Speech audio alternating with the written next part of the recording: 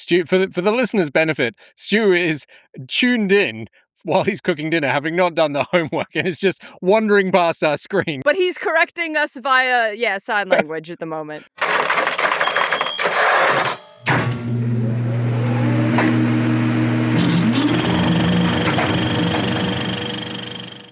Hi, I'm Mel Killingsworth. And I'm Chaz Fisher. And welcome to Draft Zero, a podcast where two, and for this episode, and a half, aspiring Aussie filmmakers try to figure out what makes great scripts work.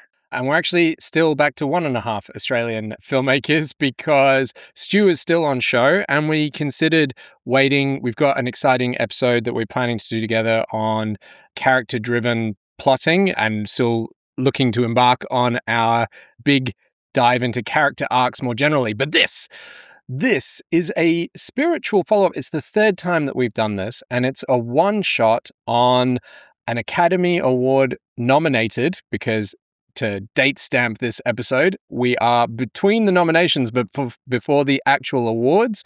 And to date stamp it further, we're talking 2026. And we've selected one movie out of the Best Original Screenplay nominations to review and see what we can learn from. And we have chosen to do Blue Moon, as voted by us and our patrons as our homework, written by Robert Kaplow. And Kaplow. In the Kaplow? I don't know. It's just more fun to say it that way. With the film having been directed by Richard Linklater and starring Ethan Hawke, who is also nominated for his performance as songwriter Lorenz Hart. And we're going to spoil the fuck out of this, as we often do in achieving our learnings. But we're also going to change the format ever so slightly for the benefit of you, dear listener, as prompted by some of our listeners and our long-suffering editor, Chris. And we are going to lead with our learnings before we figured it all out through the magic of editing. It's only taken us 10 years. Well, it's only taken you 10 years and me like 5. Okay, dear listeners, from the future, the key learnings that we are taking from Blue Moon is narrative point of view, how it's controlled, and comparisons to adolescence in terms of the real-time French scenes, compulsion through interweaving storylines, and just repetition in dialogue. Go back to our hook episode on dialogue. That is used so much in this script. Mel, have I missed any? I think mine are using your scene breaks as emotional breaks instead of actual literal scene breaks when you're writing something that is essentially all real time in one room. Mm-hmm. That something that is compulsive and has a few action lines, you can't, if you overused it would be bad. But in this script, the continual use of we in action lines contributes to the pacing. It helps carry us along through the French scenes without sort of pulling us out of it when it goes to action lines. I think also the dialogue is very pop culture heavy, but it does it in a clever way. It never makes you feel like you need to know the thing they're referencing to get the enjoyment out of it. And if you're going to do the pop culture referencing, you kind of need to do it in that way. This is a very good way to do it. And then, I think the interweaving storylines is really interesting, as well as the structure of that tiny little bookend and how that emotionally sets us up for these technically 14 scenes, but really one scene, which is going to culminate in that opening little sliver of a bookend. And then prompt a philosophical discussion about what does it mean? Is it sad or is it not? I don't know if that last one's a learning, but it's something that I enjoyed exploring. So welcome to our new entry. Our new format. Pre-key learnings. Cue trailer. I need a drink. Big smile. We write together for a quarter of a century, and the first show he writes with someone else is gonna be the biggest hit he ever had. Am I bitter, Larry? Yes. For over 20 years, Hart and his partner Richard Rogers created a string of hits. I want 10 copies of that. Write me a check. Such as My Funny Valentine, The Lady is a Tramp, and Blue Moon. Your work is brilliant. That's not the problem. No, I'm not drinking with you, Larry. They should put my picture on that bottle. The whiskey that made Loren's heart unemployable. So, Mel, do you want to summarize Blue Moon? Blue Moon is a biopic-esque movie that follows one man who used to be half of a musicals writing team. So if you know of Rodgers and Hammerstein, before Rodgers and Hammerstein, there was Hart. Or Rogers and Hart. Rogers and Hart. And Rogers then moved on to this other pairing, and this movie opens. It doesn't open. This movie, there's a tiny sliver of a bookend on either side, and then the rest of it is all in real time as Loren's heart goes to the opening of Oklahoma, which was written by his ex-partner, Rogers and Hammerstein. He leaves early, and he goes to the bar across the street, and then he talks for 90 minutes. And that is the film.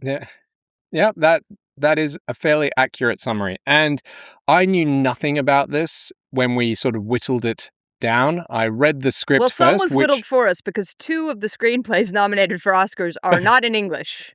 Yeah. And as much as I have some other languages insufficient to consider some of the other nominees. But I'm actually really excited that we stumbled on this one because we originally did, I think it was either our first or second ever Draft Zero episode was, do the screenplay guru formats win you Oscars or get you nominated for Academy Awards? And yes, I think Academy Awards, for whatever they're worth, right, as like, you know, all the stereotypes and tropes about them and what they like and who the Academy is made up with and what they vote for and how Harvey Weinstein corrupted the whole thing with Shakespeare in Love, yada, yada, yada. But look, I love Shakespeare Gasp. in Love. But this film breaks nearly every format, structure, convention around screenwriting, and yet attracted the attention. It's an original screenplay, even though it's I don't know how it got original screenplay when it's inspired by the letters of Loren's Hart and Elizabeth, which we'll talk about in a second. I guess they weren't published in any way? Yeah, I guess when Whiplash is adapted from its own short film. Anyway, this film attracted Richard Linklater, it attracted Ethan Hawke, and it got made and has attracted accolades for it, despite being made on a very small budget and shot in 15 days. So there is stuff, I think, to look at that will be of benefit, interest to listeners.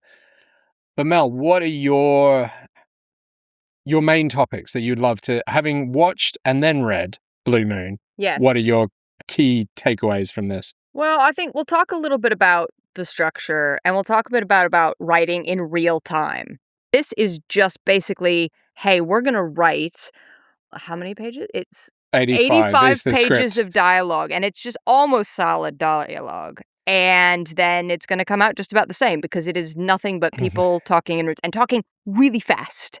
Yeah. So I think those are probably my main 2. I'm also quite interested in how it uses pop culture, especially because it's a period piece, and it does a lot of pop culture that is signposted. It does also a lot of pop culture that is not. It has meta pop culture, like we'll talk about the Stuart Little thing. And it's also a lot of things that contemporary audiences might be expected to not be super familiar with. Like, it goes nitty. By the way, I'm so proud that Robert Kaplow has the bravery to come out in 2026 and say Oklahoma's a shit musical. Like, the songs are bad. The performances are bad. I Can't Say No is one of the most it's like non-offensive songs in all of, Broadway. Anyway, the Surrey with a Fringe on Top doesn't even make the song about the Surrey like a sexual connotation. It's just a guy singing about how much he loves his truck, basically. Mm-hmm. Anyway, but the references are layered in, and there are entire conversations that go for like 5 minutes that are about nothing but riffing on Casablanca and quoting Casablanca and then deconstructing Casablanca and talking about, and it doesn't worry that the audience won't quote unquote get the reference. It just goes, we're going to be interesting enough, keep up, Mhm. or, just immerse yourself in it. And so I really like that because I think especially the trend the last, decade or so is not to trust the audience, and you can't have these references. They're not going to get it. It doesn't care whether you get it or not. Mhm. Worst line in Casablanca? Well, a precedent is being broken. A precedent is being broken. How can you break a goddamn precedent? Do they even speak English over there in Hollywood?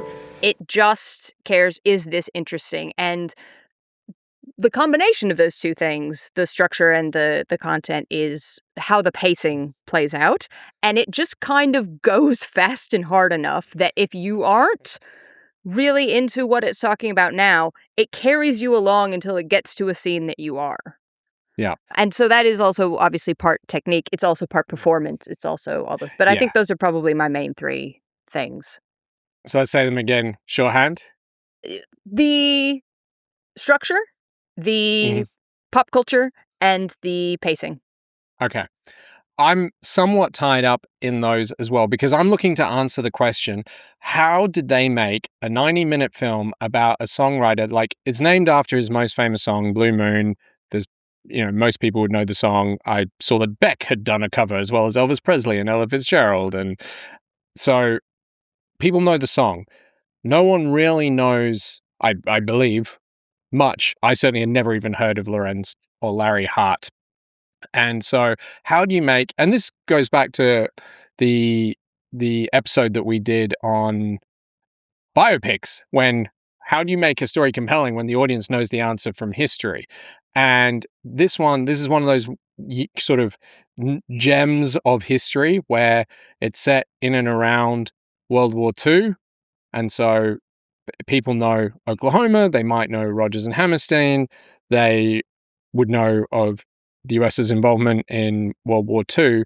So there's kind of enough to hang your hat on. But how do you make a 90-minute period film that unfurls largely in real time, other than that opening and the end title cards, in real time? And here are all this is a one shot, and we're going to be pulling on lessons from, I think, a whole lot of different episodes that we've done in the past. We've obviously done 2 Oscar episodes.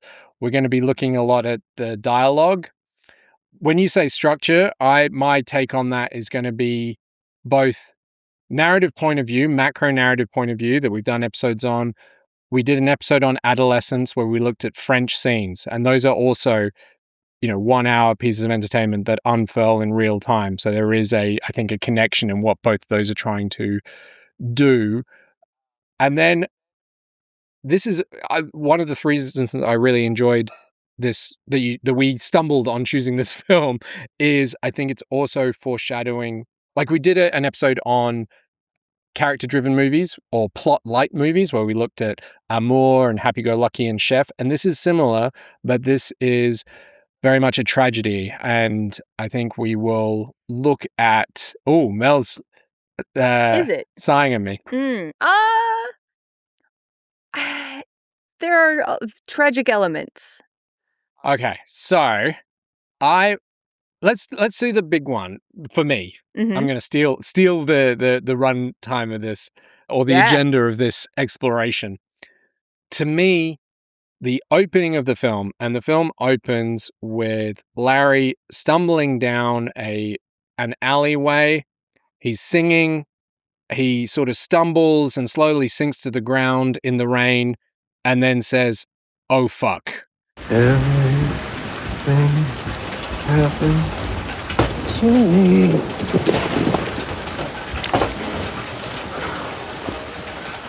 Oh, fuck. And then in voiceover, we hear a radio announcer talking about Larry's death. Mr. Hart was 48 years old. For over 20 years, Hart and his partner Richard Rogers wrote the music, Hart the words, combined their respective geniuses to create a string of musical comedy hits, often referred to as America's Gilbert and Sullivan. And when I read it, I laughed at the "oh fuck." And when I saw it, Ethan Hawke performed it like it was funny. This poor guy stumbling to the ground, probably having liver failure, and then contracting pneumonia, of which he died 3 days later in hospital. He was only 48 years old. Why am I connecting tragedy to this? This is my biggest thing of the whole film, is I don't think this film works without that one page. It's the only significant shift in narrative point of view. It's the only thing that doesn't happen in real time. It starts out telling us that this man is going to die a tragic death from his own consequences of his own alcoholism, and then proceeds to show us 90 minutes of him constantly being presented with opportunities to choose between, and I'm not going to say his addiction to alcohol, that's part of it, but it's kind of between what made him tick as against success in life. Okay. And that's why I think it's a tragedy, because it's almost a melodrama, but not quite, because Larry has other than, you can treat an addiction, obviously an addiction means he doesn't have agency in relation to his addiction. But this isn't a melodrama where it's the world imposing upon Larry, and Larry is constantly at the expense of the world, constantly having to choose to survive what is happening. Larry appears to be relatively wealthy. He, despite his diminutive stature, appears to be quite successfully sexually. What was it? Ambisexual, he called himself. He said, Larry, make up your mind. Are you homosexual or heterosexual? I said, Doc, I'm ambisexual. He said, what the hell does that even mean? I said, it means I can jerk off equally well with either hand. Oh, Larry, there's a lady present. Well, women can use either hand too. And so I want you to me, that opening puts the audience in knowing what we're about to watch. It doesn't matter what happens. We know in 7 months' time, this guy's going to die alone and in a gutter. Okay. And it deliberately puts that at the beginning and not at the end. Yes. However, I don't dispute, the facts are not in dispute. But what I think is really interesting is it puts it at the beginning, and it shows you he essentially, right, he dies doing the three things he loves, which is singing, being drunk, and swearing. And then it takes the next 90 minutes to essentially, you say, here's a 48-year-old man. He dies very young. He dies literally in a gutter, drunk.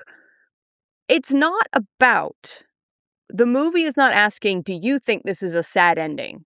The movie is asking, would he think this is a sad ending? Would he think this is the way to go out? And it is funny, and it's funny in the script, Okay. and it's funny how he delivers the fuck, but would Lorenz Hart prefer to die in that way, where he's singing, where he's had all of these successes, like some of the most famous songs in history, multiple Sinatra hits, like all these other things that we know? Would he prefer to live sober, watching Rogers and Hammerstein go on to great success that he predicted, Or being Rogers becoming and Hammerstein. Yeah, becoming unable to fulfill all of these other vices and things that he wants, that he talks about throughout the movie, because it's quite clear that he's becoming quickly incapacitated by his inability to stop drinking, by his inability to stop self-sabotaging, etc. And so I think the movie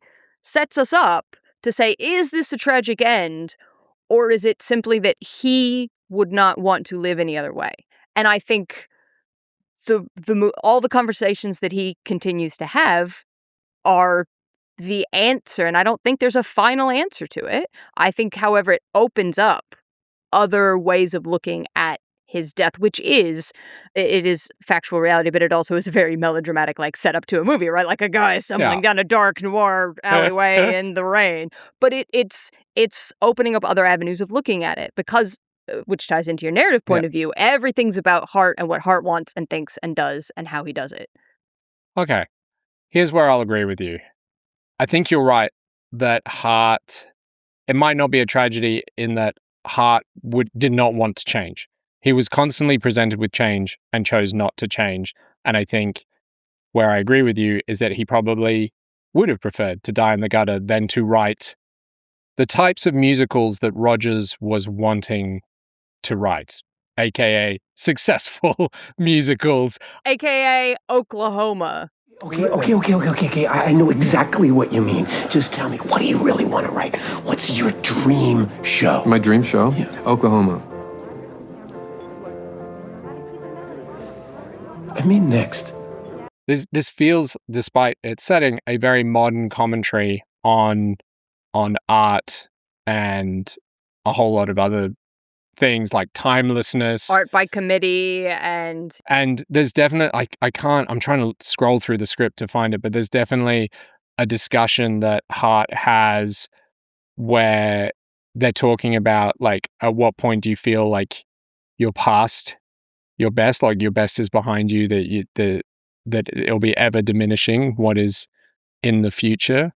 you can still think it's a tragedy. And I guess maybe that's me layering my own interpretation on it. Like, would I have preferred Hart got clean?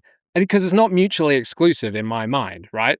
It's not mutually exclusive that Hart could have got clean and still written. But Hart thinks it's mutually exclusive. Yes. If you're willing to write it, really write it, and rewrite it again, then it could work. But I'm not going to beg you for this, Larry. We work for 15 minutes. You're out the door. You're looking for a cigar store. It drives me really crazy. I don't like it. I don't want to do it anymore. For 24 years. That's exactly what we've done for 24 years. Hart thinks it's mutually exclusive because he's tried other ways, and even Rogers. Has he? Yeah, because he's tried to get sober other times. Like, that's the whole beginning dance where he's asking Bobby Cannavale to pour him the thing. No, I'm just going to smell it. No, I'm just going to this. No, like, Rogers insinuates that he's tried this many times and it's never flown, and that his work hours and, like, Hart, it's not about whether you think it's a tragedy. Yes. All right. So this is, like, to me, this is an interesting early discussion. So is it a tragedy or not? I don't know. But what is clear is that opening is so important to the structure of the film. They could have put that opening at the end of the film, but I think the entire perception of that, like how compelling we would have found that 90 minutes would have been very different had they put that at the end. And that sinking feeling we might have had, not knowing anything about Larry Hart, watching him go through those 90 minutes, giving back into his alcoholism, sounding like he's going to refuse to work with Rogers the way that Rogers wants him to work, feeling definitely that he's the intellectual superior to Hammerstein, he also knows at the same point, says it repeatedly, that Hammerstein and Oklahoma is going to be successful. I sat in my box seat tonight and watched Oklahoma, exclamation point, down there glittering in all its pink lights and all those cowboy hats and twirling lassos. And I knew two things with absolute certainty. It was a 14-karat hit, and it was a 14-karat piece of shit. I agree with you on both points. And I love Rogers and Hammerstein. Like, but yeah. It does give you that dramatic irony of knowing where it's going. And I think that's really crucial, whether it's to your point, I know this ends in tragedy, or whether it's to mine, because it forces you into what would he think about knowing that that's coming. Would he prefer that to where he sees the potential of his life going throughout these 90 minutes? Yeah. So we're talking about structure. I think that decision of putting that opening there where we know, like, interestingly, we were talking when we did the Biopics episode, we were talking about how do you avoid the problem that the audience knows the ending. And in this film, where the audience might not know the ending, they've told us the ending. They've chosen to do that to, I think, make the next hour and a half more compelling because we know what the choice is. Yep. We know what the consequences are of him continually refusing to change. Whether he can or not, I think, is a legitimate other question. Whether he wants to or not is a legitimate other question. But then the structure of the 90 minutes, one of the big things I want to talk about here is narrative point of view. To summarize it for our long-term listeners, are like, we know what narrative point of view is. You talk about it every time. But to me, it's the greatest screenwriting tool, is where are you positioning the audience in relation to their knowledge to the character's knowledge. And obviously, these characters all come in with a lot of knowledge that we're catching up on.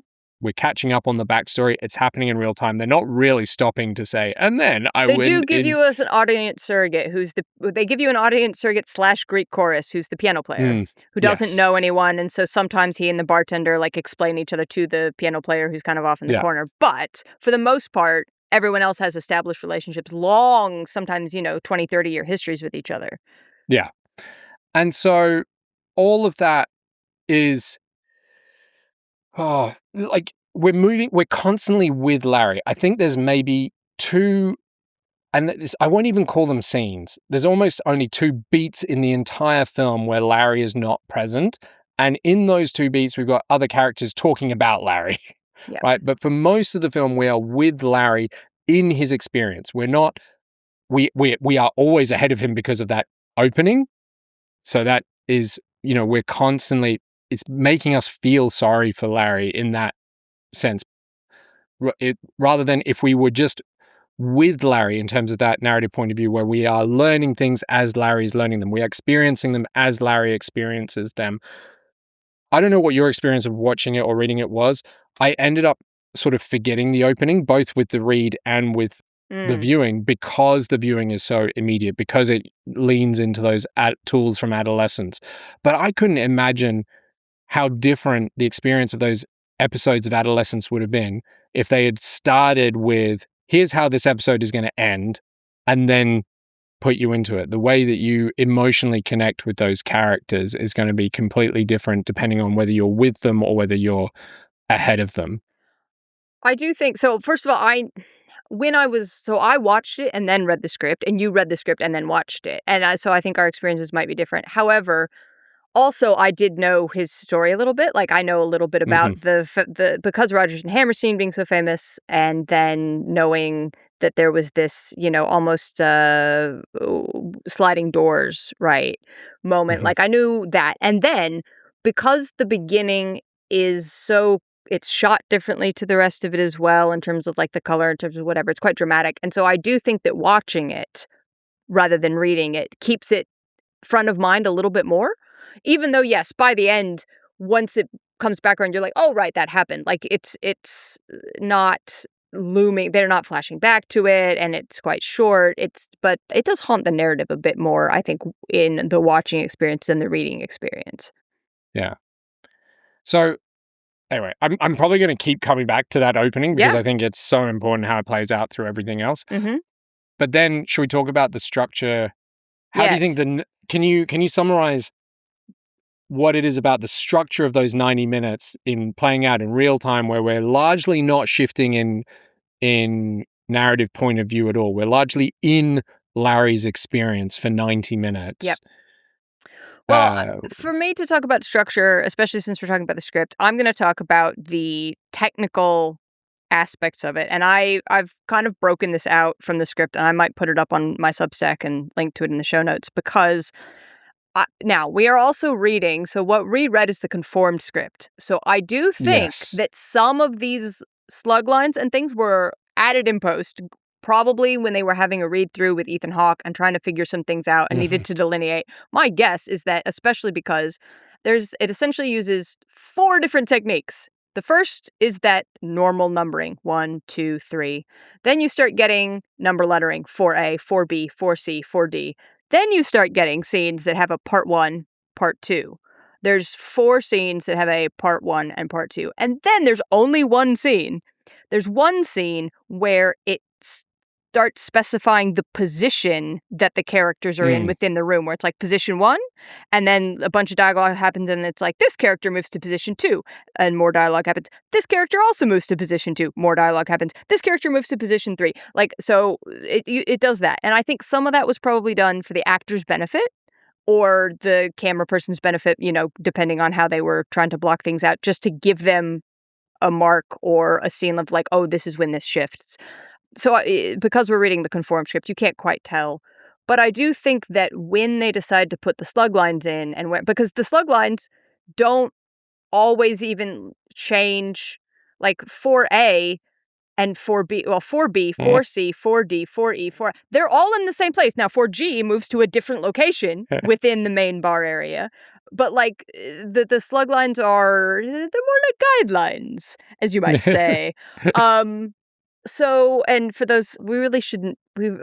I don't believe that podcasts should be a video medium, but I was very proud of the fact that I think my performance there, my physicality, really gave the Pirates of the Caribbean reference I was going. Anyway, so in fact, there's one scene which says part 1, and then the entire scene happens at part 2. It just says Hart wanders back to the bar, and then it changes slug lines to scene 6. So a lot of it feels more like I wrote this one giant scene, and now I have to figure out where it makes sense to break it. Or even, I wrote it all, and now I have to figure out where does it make narrative sense to maybe move these characters off into another corner, because we're still following Hart the entire time. So why isn't he just in the main bar? Well, visual interest or thematic interest, there's a great scene where they go up and down steps. And so you're saying, oh, okay, well, he's talking about the ascent of his partner's career and how that has led to his downfall. You know where it'd be good to stage that? On some steps. Let's make that its own scene. So, and he's literally chasing him up the stairs as he's walking away from him. The mini staging of this, and there's been a lot made about Ethan Hawke's height and how they do that, and they pair him with taller actors, but then they also like are clearly like you have these long dolly and or city cam shots, and you're like, is he walking on? Do they have grips? Do they have grips just like throwing apple boxes under his feet and then moving them out of the way? Like what's happening? But the staging of the stuff within these like mini scenes where he like moves to E.B. White's table, or then he gets up and like walks into the is also just really great. Like the blocking and the way that that's all done is really great. So I think that's part of how this works and is propulsed. Whether, they back engineered it probably, but when you talk pacing, that is within the script where it decides to break things into different places. So we're talking about French scenes, and that it's a theater term, but it's where the location doesn't change, but a character may leave or enter, and then the drama changes because of the new combination of characters who are in the scene, and that's how they run together. And that's sort of what happened with Adolescence, but here we're largely following Larry Hart. And what we have is initially the bar is empty, and Larry is predominantly having in a relationship with the bartender, Eddie, and the pianist, Morty. Then, I mean, the reveal is fantastic. There's the writer, Andy White, is sitting within 2 meters of Larry, but they don't reveal him until they slyly drift the camera to one side, and then we see that there's been a person sitting there listening to this exchange between these 3 of them that's been going on for like 20 minutes, and then that character slowly gets involved and they have scenes. Then the cast and crew from Oklahoma roll in at some point, as well as Elizabeth. Were you just trying to figure out what to call her and decided to call her by her name? Her character name, played by Margot Qualley. As opposed to like, do we call her the girlfriend? Do we call her the love interest? Do we call her the beard? Do we call her all of the above? Definitely yet another thing that Larry is reaching for that is now beyond him. I think this is just a film of seeing Larry continuously reaching for the ineffable, which is a word that is referenced a lot throughout the script. And then, and not attaining it. Well, then you will appreciate this story because it concerns the ineffable. That's the perfect word. But coming back to your point, here's something that anyone who's doing this kind of structure, this real time, be it like adolescents at least move through different spaces. And like you said, this does move through subtly different spaces. There's like the main bar, there's the foyer area, there's a booth that's off to one side, there's the stairway, and then there's the coat room. There's the coat room, and there's also a scene in the bathroom. Yes. Thank you. Yep. So there are different locations, but a lot of it, even when they're staying in the same location and there's a French scene, even when there's no change of characters, they will put a slug line in there. And I think that is good writing from a screenplay craft perspective to indicate to the reader there has been a big dramatic shift. We have reached an end of a point and something is about to change. And it Nothing shifts like the pace. It shifts the vibe. It shifts often the type of dialogue exchange that's happening. It certainly visually signals what emotionally happens when you're experiencing the film. Yeah, and in a weird kind of way, is using the very element that we hate about screenwriting, which is formatting, using it to try and replicate what that will dramatically feel like on set. Because this is a script, and again, like you said, this is a conformed script, so we don't know how much it resembles the shooting script or the early versions of the script that Robert Kaplow wrote. But there's very little big print, very little action lines. It's very sparse. And so much of it is just in dialogue. And I think my last thing before we move to maybe continue talking about narrative point of view, but my last thing on structure is the structure and even the very little bit of action scenes that we have, it breaks so many rules. And I think the fact is it breaks 4 major screenwriting rules in the first 2 pages. Okay. And by the time it does that, it has set you up for the fact that it is not going to be a quote-unquote regularly formatted script. It's essentially using the slug lines as like emotional guideposts as opposed to formal slug lines. And I think that that's all of a piece. Like it feels coherent within itself because it's mostly writing vibes. So what are the 4 screenplay rules that it breaks in the first 2 pages? Well, so the first page of the script after the title page is not it's numbered II. So like small lowercase I. So not page 1, not page 2, not the cover page, and then it just has 2 quotes on it. Which are essentially commentary, and these are not quotes that are meant to be subscript because they on other ones are like, title card, text shows, whatever. It's just 2 quotes that are telling you how to feel about the character. It's a quote by Oscar Hammerstein, and he was alert and dynamic and fun to be around. And then it was a quote by Mabel Mercer. He was the saddest man I ever knew. So it's just commentary flat out, as well as the thing. So it does that. Then on the second page, we have multiple uses of we see. We also have an explicit camera movement as we pull slowly away from him in the alley. We have a radio announcer, which is not technically a rule, but this is the first thing they tell you right in Screenplay 101 is you don't start your movie with a radio announcer telling you the details of this person's life. That's such a lazy way to write a screenplay. Well, it right there does it. It just says opening credit sequence. It doesn't say a mini slug that just yells opening credit sequence and moves on. And so it's just, it also does a thing which I might not actually do it in the very first. Oh, it does. The way that it uses parentheticals and underlines is very unusual because a lot of scripts use parentheticals to say like, oh, the character, it's an aside or what the character's doing, like an action. And this one sometimes uses parentheticals for a character's action and sometimes uses parentheticals to signal that the writer is going off on a tangent and then comes back. And it's sometimes so in the flow that it's kind of hard to tell what it's doing. But it's working. I think that for the most part, it's attempting to write on vibes. Mm-hmm. Yeah. I'm a little bit reluctant to call those broken screenwriting rules when, I can feel Craig Mazin yelling at us. No, but this is what I mean. I agree with Mazin. When I say rules, I mean the prescriptive rules of when someone posts something on screen, everyone goes, you broke all the rules. I'm saying this is good. I'm saying most of those rules are suggestions, or most of those rules are given to you when you are learning how to write for a reason. But that they are not. But a lot of people get, you can't sell a script like that. You have to format the script this way if you want it to sell. That's how I mean rules. And it should break them because it does it well. And it's a well-written screenplay and you can follow it. And that's what matters. And it gives you the emotionality of what the end product will. But I'm saying that a lot of people would look at this and say, you have to fix that before you can send it, before you can have it sold or read or, nominated for an Oscar. All right, so we've covered narrative point of view, including the opening. We've covered French scenes somewhat, because that's how it keeps this very contained story moving, is just impulsive characters coming into and moving.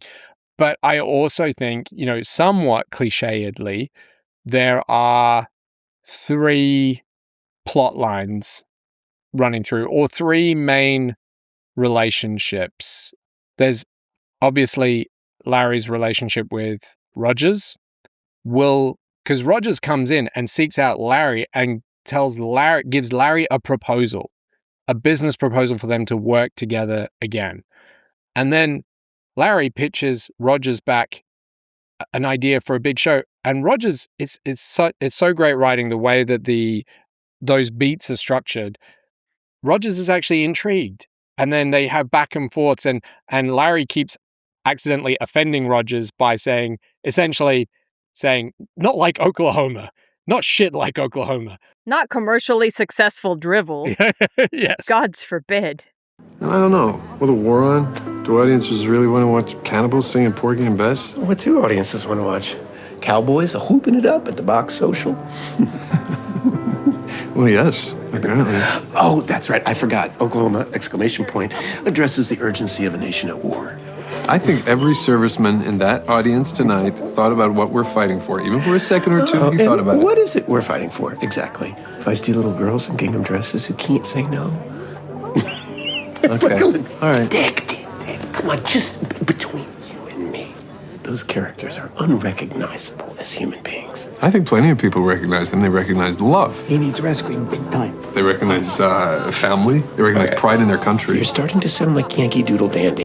But Larry keeps, pushing back wins Rogers back over intellectually by appealing to his... He's a charming guy. He's quick, he's funny, he's erudite. Yeah. You understand why people are drawn to him, even as you understand why people cannot continue to work with him. Yeah. And you've got all of that storyline culminates in Larry has, I don't know why, but he's trying to organize a party that when he should know that everyone he knows is going to be going to the Oklahoma after party. That's a okay, look, let's get to your other 2 storylines. I think that's a really interesting emotional beat, but the other 2, so yes, the main one, which is hanging over the whole thing, which we don't see first, but it hangs over the narrative because he's coming from Oklahoma. So that's the first relationship, is Hart and Rogers. Yeah. Then you've got Hart and Elizabeth. He's trying to win this ephemeral beauty over. And I think it's fairly explicit that he sees winning as sex. Like, he wants to have sex with her and sees that as this thing that, it's not just him. They're having a running conversation behind his back at the bar about whether he's slept with her or not. So you fuck her or not? He thinks tonight might be the night. Larry. What do you think she sees in him? I think she sees a rich and famous guy who can help her career. I think she recognizes she's being adored by one of the great appreciators of beauty. Okay, we're tabling this along with the party because I think that they are actually related and that they are similar emotionally. So yes, great. Those 2 relationships.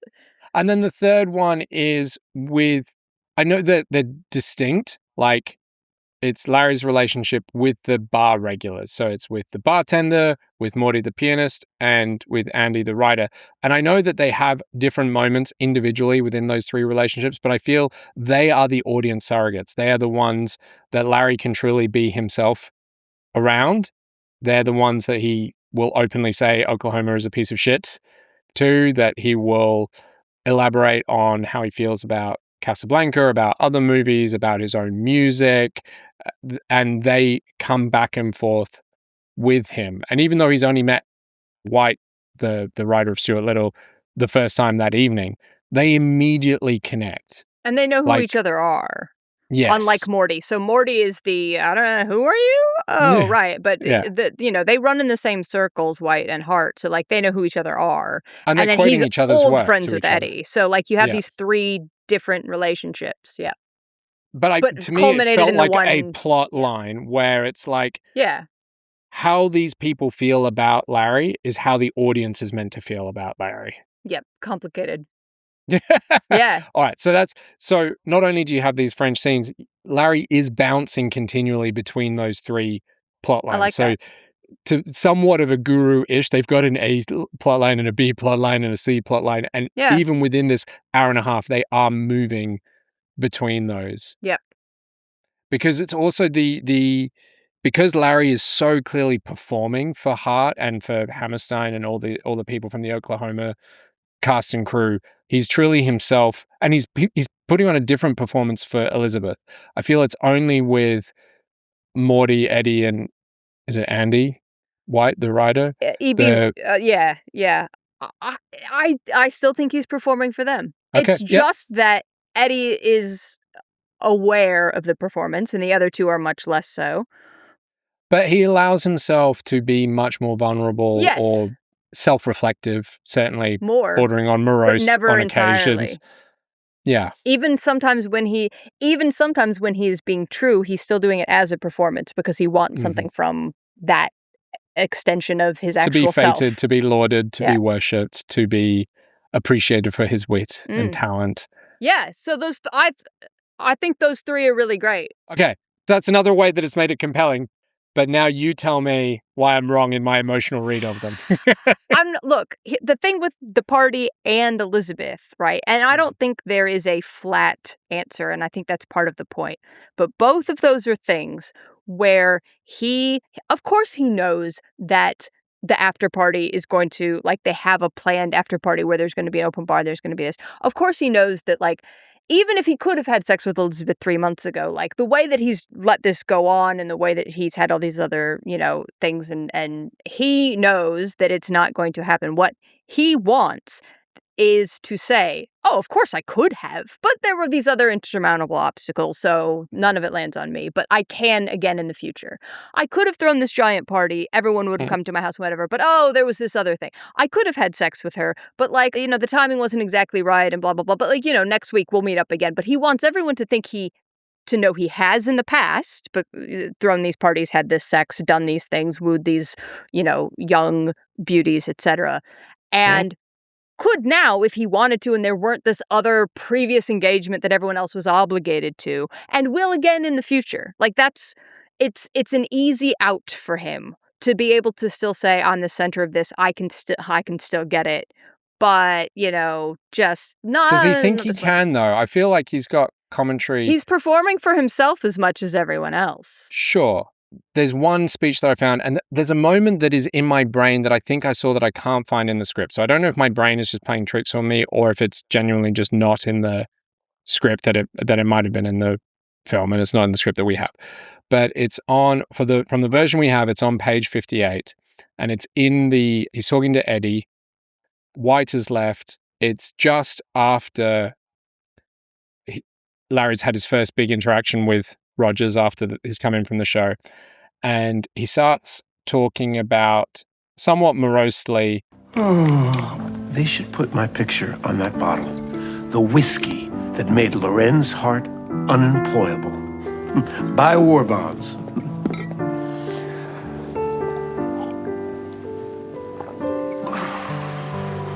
I've started to hear things wrong. The other night, I was listening to this singer go on about her cigarette heart. And I thought, now that is an original metaphor, my cigarette heart.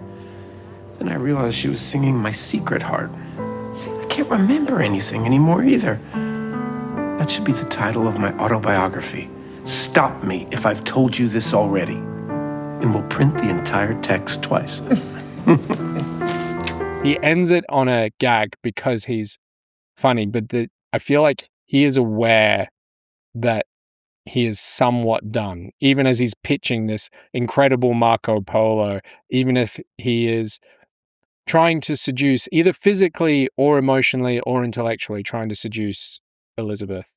Here's why. So he earlier, we'll get into the dialogue and how delicious it is and the tools that it uses in terms of repetition. But this is why I got to the point where I feel like his relationship with Elizabeth feels like he's lost whatever it was that he was yearning for. Is early on, he's in that one scene in the bathroom with the piano player. He's talking about how he proposed to a famous singer, and she said, I love you, darling. Just not that way. not that way. 3 little words, 10 little letters that mean game over, schmuck. And then Elizabeth uses that exact phrase back to him. You know I love you, Larry. You do? Just not that way. So he's told us earlier in the script, in the film, in the story, he's told us that when you hear those words, it means game over, schmuck. Do you think the story that he tells in the bathroom that he is referring to a woman or a man? Oh, I thought it was a woman. Not what he says, who he's actually referring to. Do you think that it was a man that he fell in love with who then said, I don't love you that way? Whether he was gay and was using that as an excuse because, I don't want to be with you, or whether it was because he fell, who amongst us has not fallen for the straightest of people, And because that was the interpretation that I took from it. And I do agree with you that the line repeating is meant to be that, but in my mind, the strength is even firmer because it is from all genders, essentially. Like he's getting it from all sides. And now when he can't even get it from, here, he's really sunk. But he can't openly admit that, obviously, especially not without landing on a joke. But I think he's known for a while. But they come out of the coat room, and then immediately he's invited Elizabeth to his party, and immediately he introduces Elizabeth to Rogers, and Rogers is so smitten with her, and she appears so smitten with him that Larry deliberately brings up, "Where's your wife?" to Rogers, and Rogers invites Elizabeth to the after party, and she not only says she's going to go, she goes with him, leaves with him. Like it's a meeting point of those two plot lines where it feels like Larry is losing both. Rogers is leaving without him, and so is Elizabeth. And Elizabeth is leaving with Rogers not necessarily because she wants to sleep with him, because I don't think she actually does. It's because of the proximity to the theater and his success with Oklahoma. And so I think that stings Hart much more than the sexual rejection. Yeah. And yeah, all the plot lines sort of converge right there at the end, which is really great because they pop in and out of each other, speaking of sexual metaphors, throughout earlier, and then they sort of, at that very last scene, they just all start crashing into each other in these really horrible, wonderful ways. And look, where I agree with you is I think Andy, one of the very few moments, I mean, Larry's very much there. He's looking at himself in the mirror, like preparing for the Oklahoma people to come in, and Eddie asks Andy White, E.B. White, did he fuck her or not? And Andy replies he thinks tonight might be the night. And Andy asks Eddie, what do you think she sees in him? Eddie responds, I think she sees a rich and famous guy who can help her career. Andy responds, I think she recognizes she's being adored by one of the great appreciators of beauty. And look, they've hung a hat on Great it. line. They've broken the audience POV, or certainly who's driving the scene, just for a moment to get that line out, to get a character talking about Larry in a way that he wouldn't talk to Larry's face, perhaps. And to explain to us, I do think that is what, I think Elizabeth intellectually, shares with Larry.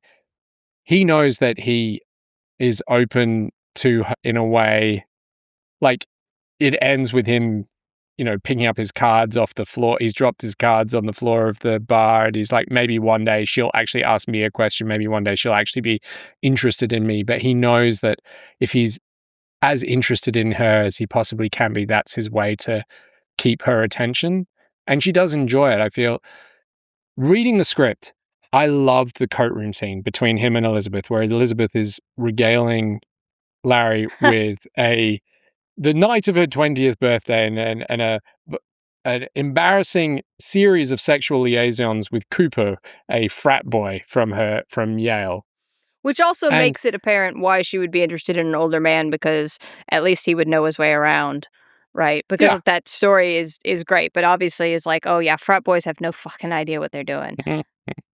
But it very much feels that like that Larry watching the scene, I felt so much more uncomfortable than when I was reading it. Like Larry felt so much more lecherous, to use a word, so much more Interesting. needy, desperate, never gonna get this, and thirsty, I guess, is another term that the I kids think- allegedly use. Yeah, because I obviously already had that sort of fresh in my mind Mm. as I was reading Mm. the page. And so I felt the pace dip in that scene, watching it in a way that I did not feel reading the script, which I found really interesting because she's not talking slowly. The pauses are not necessarily elongated, but it is a long French scene in comparison to the others, and it is quiet, and it is intense, and it is Margot Qualley's Elizabeth telling us a story. Did you feel the same thing? In terms of the lecherousness, no. Okay, In terms of lecherousness or pace drop? Yeah, I think reading it felt a lot faster than watching it, yes. I Okay. agree with that. I agree with that in a lot of the script, but particularly that scene. Partly because it's long, partly because it's the scene where where the majority of it, it's not Margaret Qualley's fault, but the majority of it is telling somebody something that happened in pretty dramatic detail, and we never flash to it, and there's very few cuts, and there's nothing else happening, and so it is going to drag, and I think it's meant to. But for me, I was a little bit like, yeah, okay, I get it, especially because in contrast to a lot of the rest of the scenes where you've got snappy repartee and all these other pop cultures and other people interjecting and the music in the background and like all this other movement, and it does skid to a halt, which is fine, but it definitely skidded to a halt. Mm.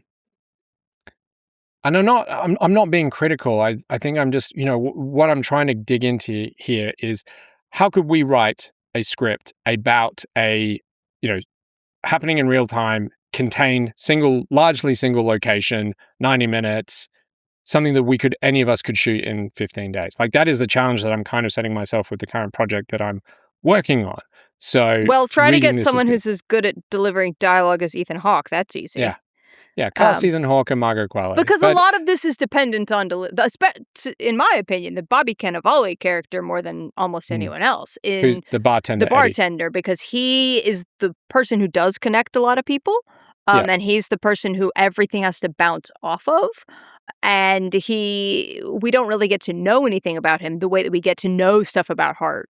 Like you don't know about his life really, other than experiences that he's had with Hart, but you still have to care about him and think he's funny and think he's whatever. Like he's not a historical character or anything like that. But yeah, the dialogue of this demands performers who can keep up, because the repartee, the pop culture references, and right off the bat, certainly within the first 10 pages, it has Hart make a big deal about rhyme schemes, internal rhymes, feminine rhymes, all these other bits. If you're going to have a character make a big deal about the verbosity of people talking on stage and screen, then you have to deliver on that. And that the writing only gets you so far. Does the writing have to be good? Yes. If the writing is good, can the whole thing still fall over? Yes. Sure. I was lucky enough to read this before I watched it. And look, I knew Ethan Hawke was Larry Hart, but I didn't know the casting of anyone else. And I still found this riveting to read. I think it's a great read. And so let's talk a little bit about that. How do they keep it compelling? Well, you've got the French scenes, that's one way. We've got the interweaving storylines bouncing off one another, that's another way. We know how the story is going to end. So we got that sense of inevitability, fate. We're ahead of Larry to an extent. And I think, you say pop culture references. We are talking about 1940s pop culture references, not but they're still contemporary. Yeah. But they're still funny and interesting, and they use mostly big ones. I will also say, I think one thing that it does that helps keep it compelling is the continued use of we. Not just we see. We are in a box seat with. We are with. And it keeps the reader engaged and with the characters a bit. And there's not a lot of action lines, but when there are action lines, it often uses we, and I think it helps carry us along through the scenes. Yeah. And let's talk a little bit about the dialogue in particular, because it is very repetitive, but repetitive in an amazing way. We've already talked about the foreshadowing of the line about just not that way, but everything Hart says gets repeated 3 or 4 times at a minimum. It's very lyrical in that way. A lot of music repeats things. Absolutely. It's almost like there's bridges within the dialogue that repeat. Yeah. He keeps the first kind of opening scene. So not the very opening, sorry, let me be clear. Larry in the alleyway is the opening scene. Larry walking out of Oklahoma after clearly not enjoying it is the next scene. But then when he arrives at the bar, that first sort of interaction before Elizabeth arrives and then before the Oklahoma crew arrive, he's constantly trying to tell them about Elizabeth. And he keeps sidetracking himself, talking about Casablanca, talking about music, talking about the lyrics of Oklahoma, but he keeps trying to talk about Elizabeth and coming back to her, and even after she comes in. So there's so much repetition of and really great lines. Like that line I mentioned about cigarette heart, that ends up coming back in a beautiful way as a callback. Almost every piece of dialogue is a hook, is a play on words, is repeated, like you say, in the same way that music is. So the amount of talent and craft that has gone into these half-page speeches to make you be able to hear them. I could hear what do you call it? The mid-Atlantic that American newsreader sort of patter and the pace of it. It felt like, screwball comedies reading it off the page. I mean, there's jokes in there like, what do you call a tireless, relentless homosexual? Indefatigable. And then Eddie tries to do it later and he forgets the punchline, right? It's like, when do you call a tireless homosexual? Oh, I forget. And it kind of still works, right? As you're actually trying to figure out, Elizabeth, tantalizes, and in her first appearance, tantalizes Larry with the story that she's later going to tell near the end of the script, and says, I demand to know the shorthand version now. The shorthand version. Okay. The skin on his back was flawless. The tantalizing line is, the skin on his back was flawless, and that line gets repeated throughout in many different contexts, recontextualized. I'm writing an entire musical about her. It's inspired by those Frank Capra war pictures, Why We Fight. This one will be called Why We Fuck. And the big ballad at the end will be the skin on his back was flawless. There's a little bit of a cheat code in terms of they don't just reference pop culture, they quote it quite a bit. And when you're quoting very famous lines, like, you do have to be careful with it, obviously. But even when you're quoting bad songs from Oklahoma, even when he's like riffing on, some of that stuff reads better than it sings, or there's an interesting way of, that rule of threes, where even if the line is really done by the third time you repeat it with a slightly different intonation, it's funny and it's rhythmic and you're still you're carrying along. And so they're quoting bits, they're quoting his own songs, they're Blue Moon is quoted multiple times, and there's a lot of music going on in the background that accentuates that, which is not in the script. I mean, it is, because every time Hart says, something occurs to him, he's like, that line that someone says, he throws to Morty, the piano player, do you know this person? Do you know that song? And Morty will nearly every time start playing. Yeah. And it says talk, sings, it notes when characters are singing or talking or quoting things, but it doesn't have the same effect. You're not necessarily hearing them or hearing both of them at the same time as you're reading. Yeah.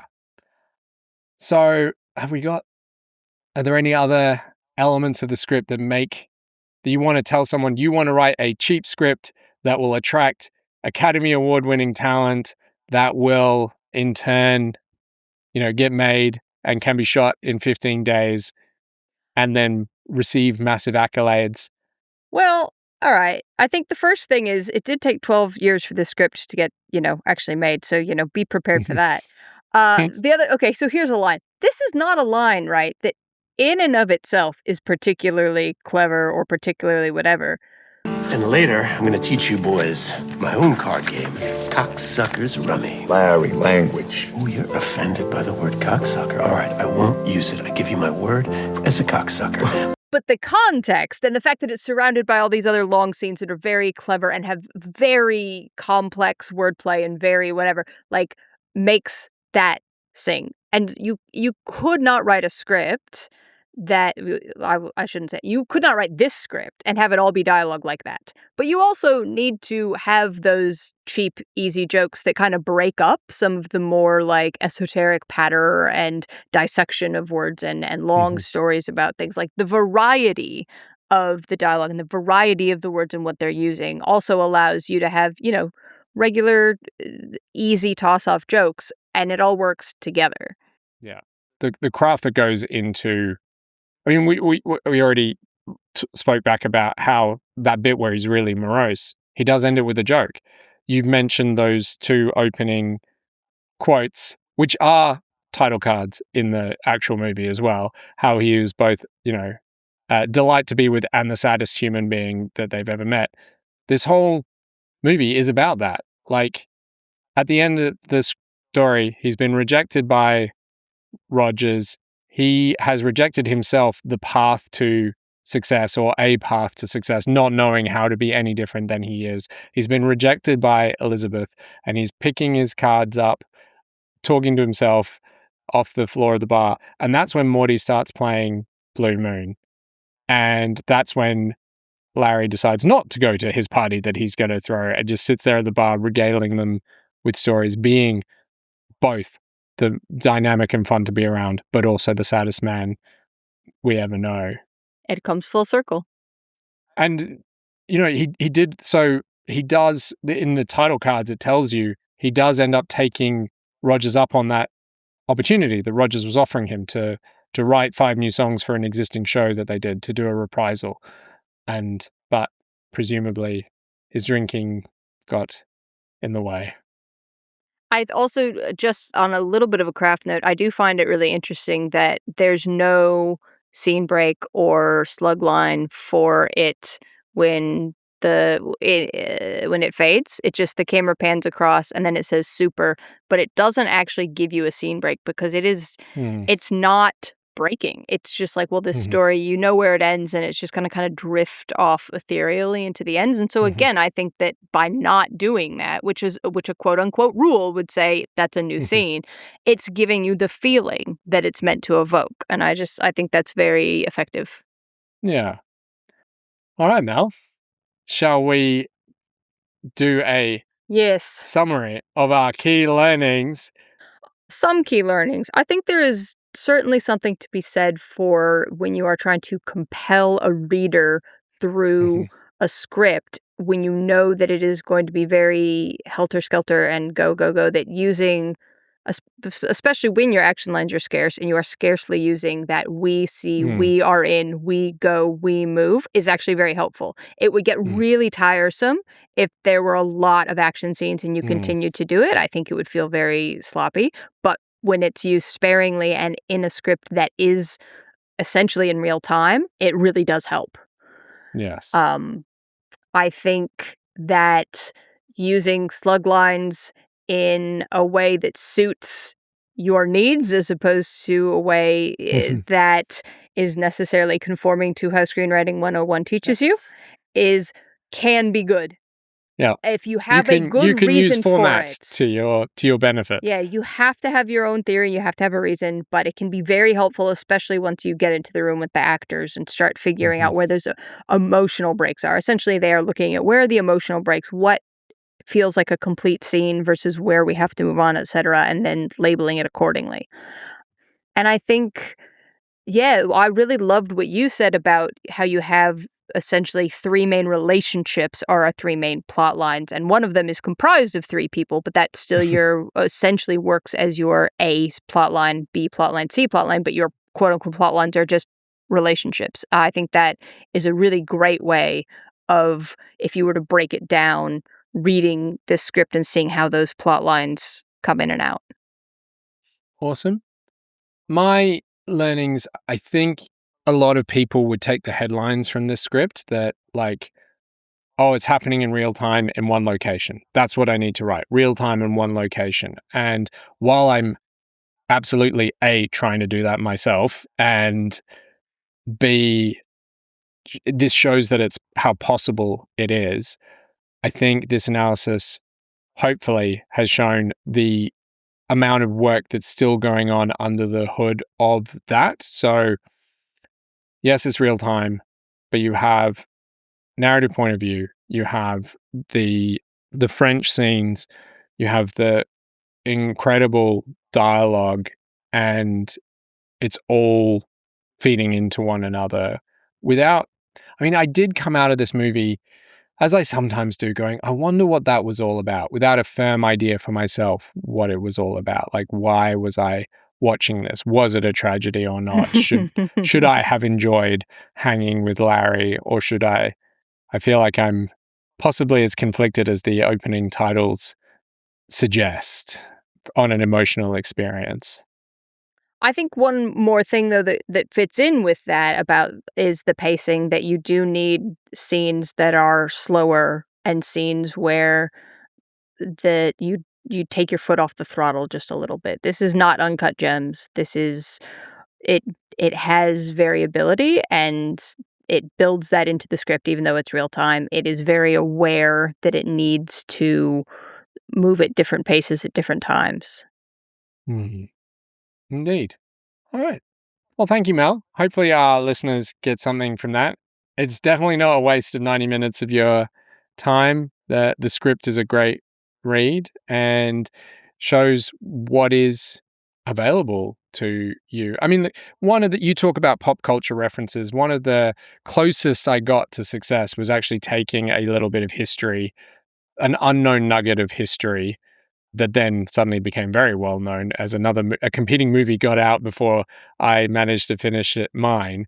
And I think that is another thing about a true life story that no one knows about, is definitely about value, about the value of what people know or what's out there. I don't know how successful this would have been if it had been fictional. Mm. It is fiction, but you know what I mean. If it had not been about right, real life people who lived, and like we know Rogers and Hammerstein's names. Almost everyone knows, even if you don't. Surely you've seen. I was going to ask you this: you've seen Casablanca, but have you seen Casablanca? Yes. Okay, I just check. Have you seen Oklahoma? I have performed in Oklahoma. Oh, who were you? I was a dancer. Oh, okay. No, I can't sing, so I didn't get to any of the I was no name roles shocked for by me. This. Yeah, okay. Well, I tell a lie. I was not in Oklahoma. I was in a high school Western musical medley, which started with Oklahoma and had Annie Get Your Gun and Seven Brides for Seven. Oh, God, they really picked the bad brothers. ones. And then I can't even remember what the fourth one was. If you were dancing, Seven Brides for Seven Brothers is mostly about dance and color. It's not about anything else. So, being a dancer is probably good. Okay, so I have seen... Okay. Because I have seen Casablanca, and I'm aware of the story of Oklahoma. Right. And some of the songs, not all of them. Because I'm wondering what someone would come into this completely cold, knowing nothing about any of those, having not seen, there's other pop culture references, but seeing the main two things they revolve around. And I do think that there's an edge to, we know who Rogers and Hammerstein are, therefore we know what he, quote unquote, missed out on in terms of globally famous, still have things that are performed to this day, etc. Obviously, there's the music that he headlines, but I think there's an immediate touchstone for most people of going, oh, okay, I understand the main stakes of this, even if I don't know who he is. Well, I think the script does a very good job. You mentioned about like how much heavy lifting it does early on, even though it is about the characters. Like, first of all, you get the radio announcer telling us who Hart was as he dies, right? And then you got Hart coming in saying that is it. I'm going to quote the actual line. It's got carats of gold in there. I know two things with absolute certainty. It was a 14-carat hit and it was a 14-carat piece of shit. So Rhyming. Rhyme schemes.